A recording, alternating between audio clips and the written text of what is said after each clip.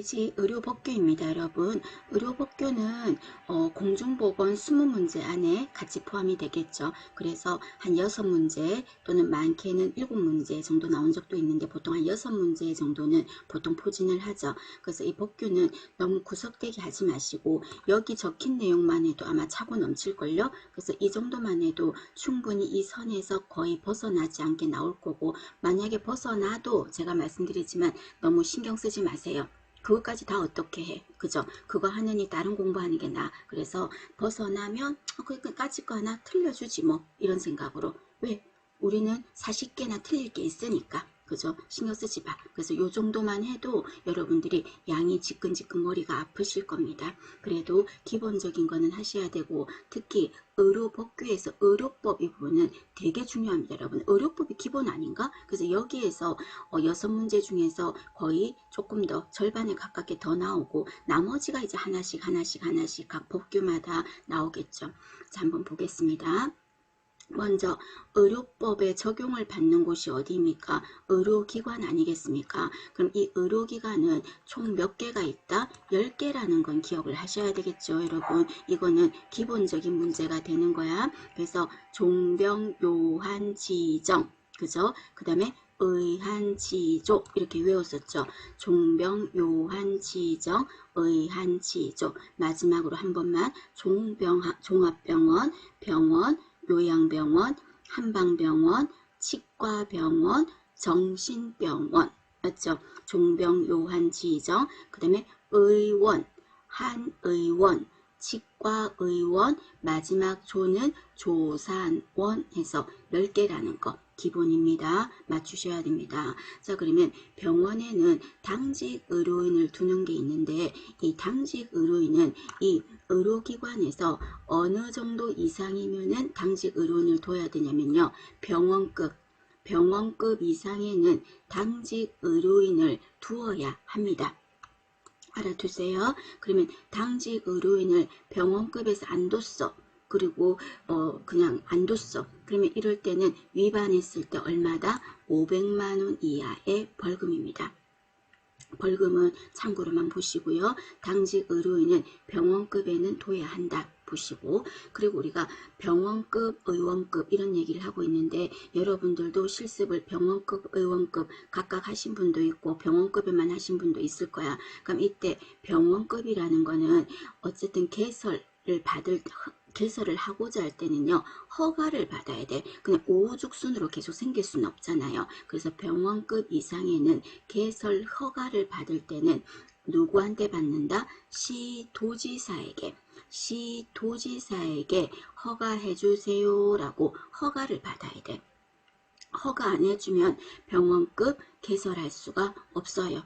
되셨습니까? 자, 그 다음에 의원급. 자, 의원급은 개설하고자 할 때, 여러분 의원급은 집 근처에 많잖아. 그죠? 같은 과가 여러 개 다닥다닥 붙어 있기도 하거든. 왜냐하면 허가가 아니라 신고제니까. 신고만 하면 주변에 몇 개가 있는지 그 신경을 안 쓰는 거예요. 그럼 이 신고는 누구한테 합니까? 하면은 제가 말씀드렸죠. 신고는 허가 받는 것보단 조금 낮은 쪽이니까 시장, 군수, 구청장, 시군구청장에게 신고만 하면 됩니다.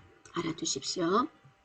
그 다음에 의료기관에서 일을 할 수 있고 의료법에 적용을 받는 자 하면은 의료인이 들어가겠죠. 그럼 이때 이 의료인은 몇 사람이 된다? 기본이죠, 여러분.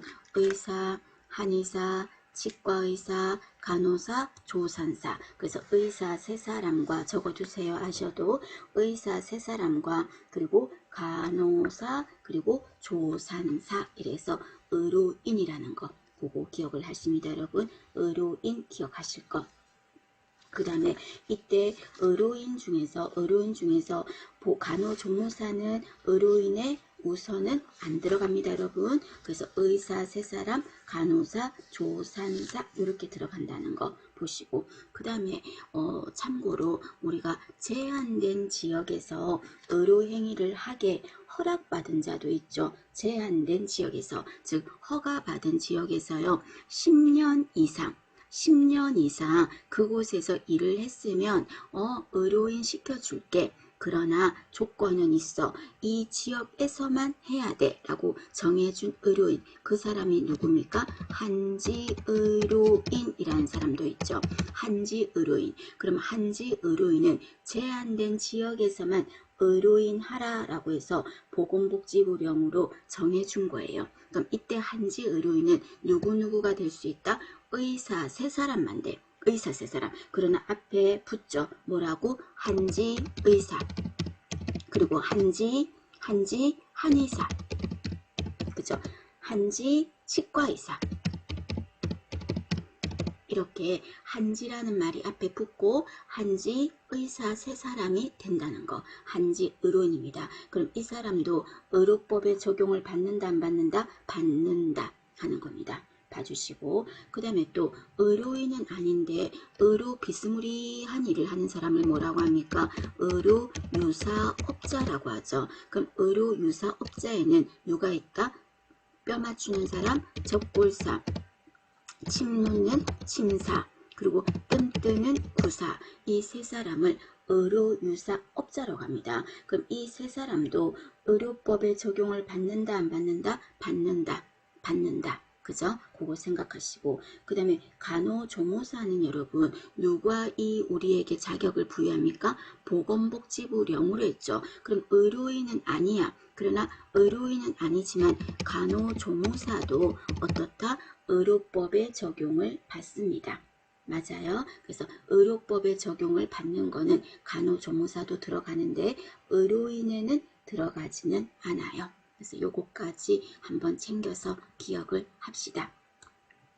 자, 그 다음에 의료인 5사람은 결격 사유가 있어. 그러니까 아무리 어떻게 잘했어도 이 해당이 된다면 의료인에서 결격 못하는 겁니다. 그럼 어떤 사람이 결격 사유에 들어갑니까? 하면은 첫 번째가 여러분 눈도장으로는 기억을 하셔야 됩니다. 중요한데 뭐 외우지 않아도 우리 많이 했으니까 알지 않을까요? 첫 번째가 정신질환자, 그 다음에 두 번째가 마약, 대마, 향정신, 의약품 중독자, 그 다음에 한정치산자, 피한정후견인이라고 했죠. 반띨이라고 제가 표현했죠. 반띨, 약간 바보같이 인 것 같기도 하고 아닌 것 같기도 하고 이런 거. 금치산자는 혼자서는 도저히 안 될 것 같아. 금치산자, 피성년후견인 같은 말이죠. 완띨, 그죠? 이 사람은 둘 다 어쨌든 안 돼. 의료인 못해. 그 다음에 파산 선고를 받은 자, 이 사람은 안 돼. 왜냐면 파산 선고 받으면 또 환자들이 다 돈으로 볼 거 아니야. 그죠? 부도덕한 진료 행위도 할 수 있고 부정한 방법으로 할 수도 있고 안 돼. 그 다음에 의료법을 위반으로 해서 집행 중인 자. 여러분 집행 중이라는 말은 아직 뭐 형을 살았다든지 그런 게 끝나지 않았다는 겁니다. 이런 사람은 안 돼. 자, 그런데 이 의료인 결격 사유를 보실 때는 잘 보세요. 어떤 거를 보셔야 된다? 종료됐는지, 과거형으로 말했는지 현재형으로 말했는지를 잘 보세요. 그래서 만약에 파산 선고를 받고 복권된 자 이래 말하면 의료인 할 수 있어. 그죠? 그리고 의료법 위반으로 집행이 종료된 자 이래 말했다면 의료인 할 수 있어. 그죠? 그래서 그거까지 요거는 당연한 듯 하지만 실수하시지 말고 과거형으로 물으면 할 수 있다 하는 거 봐주시고요. 너무 중요합니다. 자, 그 다음에 여러분들이 우리가 의료인이 지금 실태 또는 취업 상황 이런 거 보고는 몇 년마다 한다? 3년마다 하는 거죠. 여러분들도 자격 신고 이런 거 하잖아. 그거 몇 년마다 한댔어요? 3년마다 한다 그랬잖아요. 누구한테? 보건복지부 장관에게 하겠습니다. 되셨습니까? 그리고 또 보수교육은 여러분 몇 시간 받아? 매년 8시간 이상 받는다고 했죠. 보수교육은 매년 받아요. 자격신고는 실태와 취업 상황 보고 신고거든요. 이거는 3년마다 알아두시고 여러분 거도 해당이 되니까 알아두시고 그 다음에 밑에는 참고로 보시면 정신건강전문요원 정신건강전문요원입니다. 자, 정신건강전문요원은 뒤에 자세히 할게요. 보수교육은 몇 시간 한다? 정신건강전문요원의 보수교육은 시간이 더 기네요. 매년 12시간 이상입니다.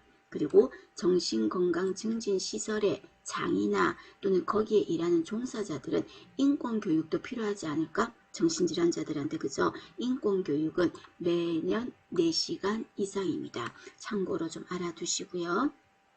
나는 도저히 안 되겠다. 그럼 버리시고 여러분이 하는 거 기본적인 거 하시고 그래도 요 정도는 아직은 일주일 남았는데 할 수 있잖아요. 그 다음에 밑에 보시면 의료인이나 의료기관 개설자, 의료기관을 개설할 수 있는 자, 잘 나왔네 여러분. 의료기관 개설자는 누가 할 수 있는 거야? 의료기관 개설은 의료인이 할 수 있겠죠. 근데 의료인 중에서 누가 할 수 있다? 의사, 세 사람 할 수 있죠. 의사, 한의사, 그 다음에 또 치과 의사, 의사, 한의사, 치과 의사. 또 한 사람 누가 할 수 있지? 조산사 할 수 있죠. 그러면 의사, 한의사, 치과 의사 중에서 의사하고 한의사가 둘 다 개설할 수 있는 게 의료기관이 어디예요? 의사도 할 수 있고 한의사도 할 수 있는 거 요양병원 할 수 있죠. 그죠? 그리고 여기에서 조산사는 뭘 개설할 수 있습니까? 조산원 개설할 수 있잖아요. 여기에 누가 안 들어간다는 것을 꼭 잊지 마시라. 간호사는 의료기관 개설자가 안 된다는 거. 요거 생각하세요. 자, 그러면 다시 본문으로 가서 의료인이나 의료기관 개설자는 진료나 조산의 요청을 받은 거예요. 저 진찰 좀 해주세요. 그리고 아기가 나올 것 같아요. 이런 거 받았을 때 정당한 사유 없이 거부 못한다. 되셨습니까? 정당한 사유 없이 거부 못한다. 그런데 정당한 사유가 없으면서 거부했어. 그러면 어떻게 된다고요? 벌은 1년에 1000이라고 했습니다. 제가 요거 월세 보증금 아니라고 그랬죠. 1년에 1000 무슨 말이었어? 1년 이하의 징역 또는 1000만원 이하의 벌금.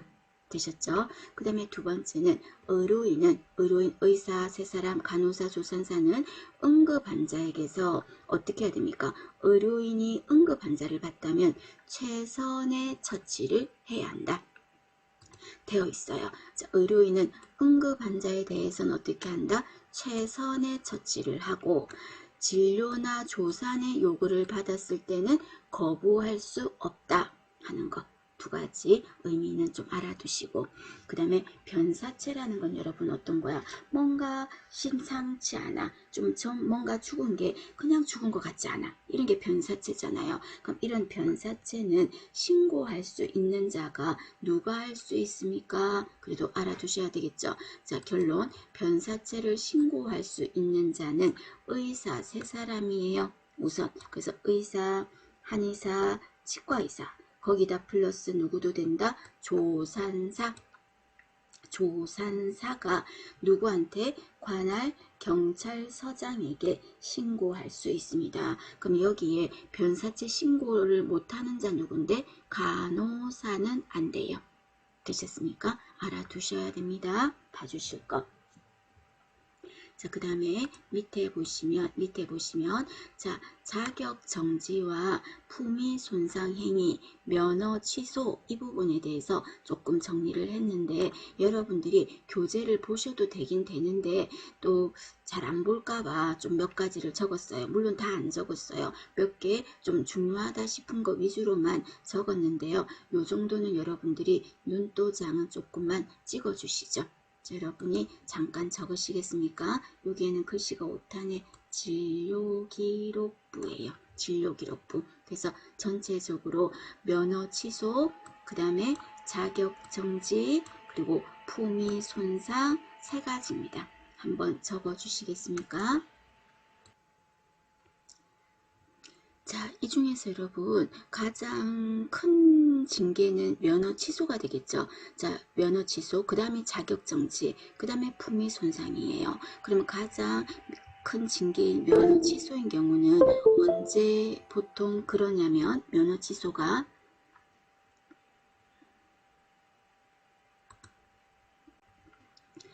자, 됐습니다. 자, 면허 취소인 경우는 의료인 결격 사유가 있었을 때 아까 의료인 결격 사유 있었잖아요. 정신질환이라든지 뭐 소송 중이라든지 그죠? 피성년 후견, 피한정 후견 다 전부 다 그런 결격 사유 있을 때는 면허 취소 그 다음에 중요한 것도 뭐가 있다? 면허증을 빌려줬을 때, 면허증을 대여하면 면허 취소.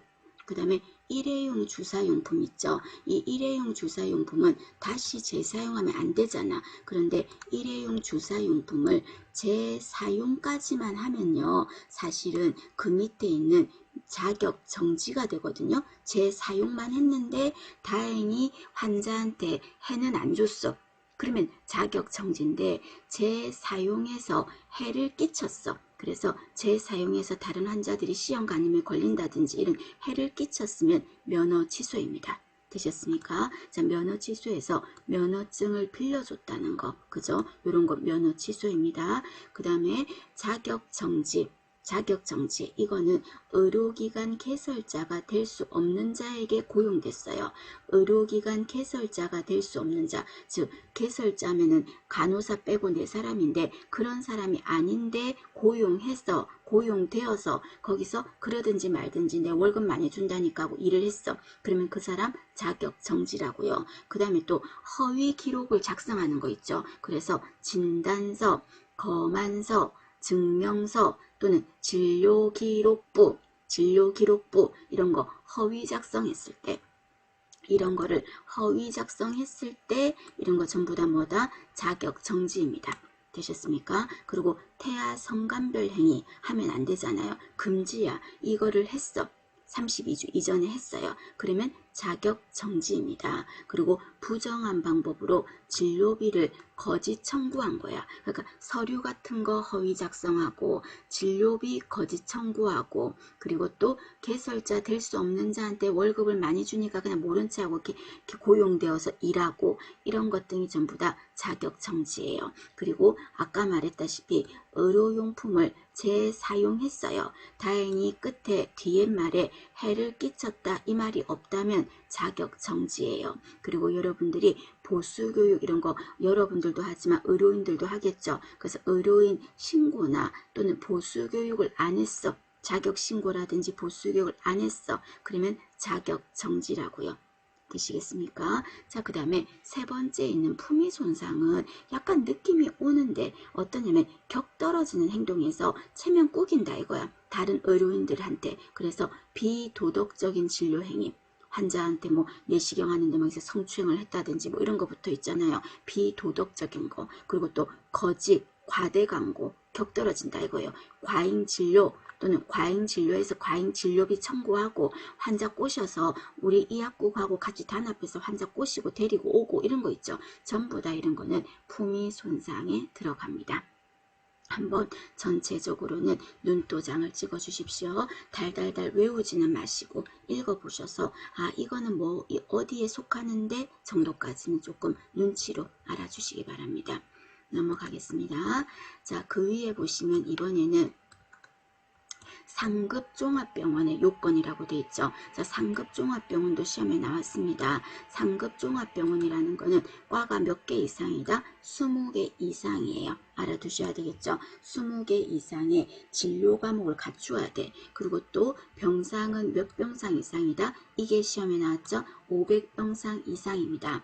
20개 이상의 진료 과목과 500병상 이상의 과를 갖춘 거야. 갖추고 또 그 과마다 전문의가 있어야 돼. 전문의가 각 과마다 있어야 되고 그리고 전문의가 되려는 자를 수련시키는 곳이어야 돼요. 인턴, 레지던트 뭐 이런 게 다 있어야 되는 거죠. 쉽게 말해서. 그리고 인력, 시설, 장비 짱짱해야 되겠죠. 그리고 질병도 한 가지 질병만 몰빵해서 있으면 안 돼. 골고루 비율이 규정에 적합하고 그죠? 그러면 이런 거는 교통 편의 시설도 꼭 확보해야 될까? 그거는 필요 없다는 거. 교통 편의 시설하고는 상급종합병원의 요건하고는 상관이 없다고요. 되셨습니까? 그러면 상급종합병원은 누가 지정합니까? 보건복지부 장관이 합니다. 여러분 알아두십시오.